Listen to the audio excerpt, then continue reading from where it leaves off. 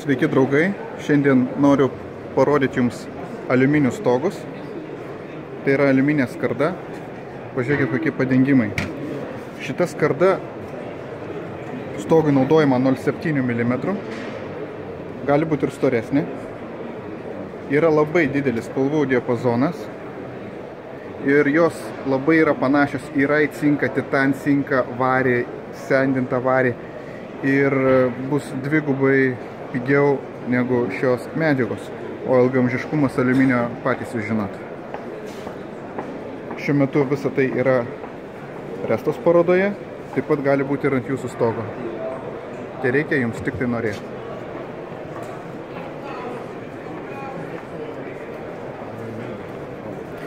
Čia norėčiau atkreipdėmėsi, kad aliuminis gali būti nežinau, ar tai matosi video, toksai brūšintas, sušiauštas, lygus, matinis. Spalvų yra 9 galybės.